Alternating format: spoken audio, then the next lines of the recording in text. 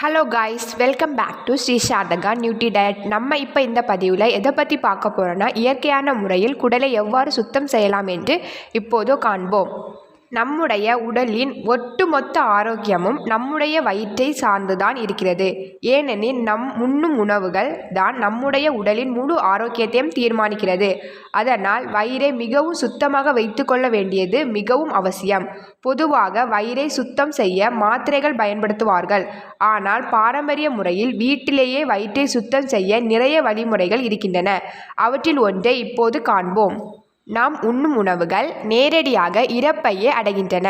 நம்முடைய உணவுகளில் உள்ள ஊட்டச்சத்துக்கள் பிரித்தெடுக்கப்பட்டு அங்கிருந்துதான் ஆற்றல் மூலமாக மாற்றப்படுகிறது. மற்றவை கழிவுகளாக சிறுநீரகம், கல்லீரலின் செயல்பாட்டினால் கழிவுகளாக வெளியேற்றப்படுகின்றது.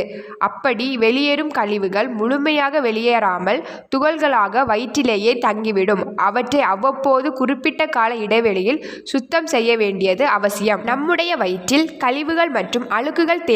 அப்படி வயிறு கெட்டு போயிருந்தால் அவை சில அறிகுறிகளை வெளிப்படுத்தும். குறிப்பாக வாய் துர்நாற்றம் வீசும், பசியின்மை, வயிற்றில் தங்கும் நச்சுக்களால் சிறு சிறு பூச்சி புழுக்கள் உருவாகும்.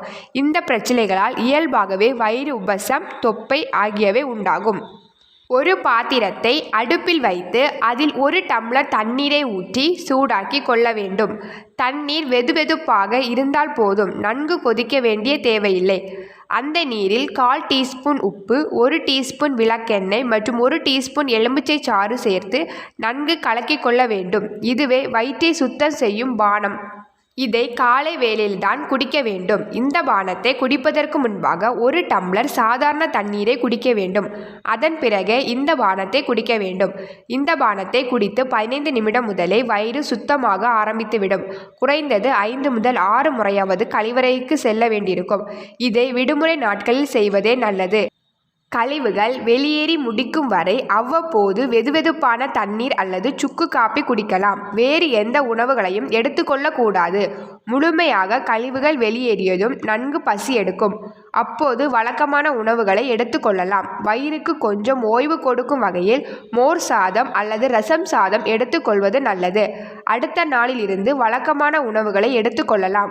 வயிற்றை சுத்தம் செய்ய விளக்கெண்ணெயை பயன்படுத்துவது காலங்காலமாக நம்முடைய முன்னோர்கள் பின்பற்றும் வழிமுறைதான். இப்படி செய்து வந்தால் உடலில் கழிவுகள் மற்றும் நச்சுக்கள் தேங்காமல் சுத்தமடையும். இதை 5 வயதுக்கு மேல் உள்ளவர்கள் பின்பற்றலாம். அதுதான் வயிற்றிலுள்ள கழிவுகள் முழுமையாக வெளியேறிவிட்டதே, இப்போது நிறைய சாப்பிடலாம் என்று கண்டதையும் சாப்பிடக்கூடாது.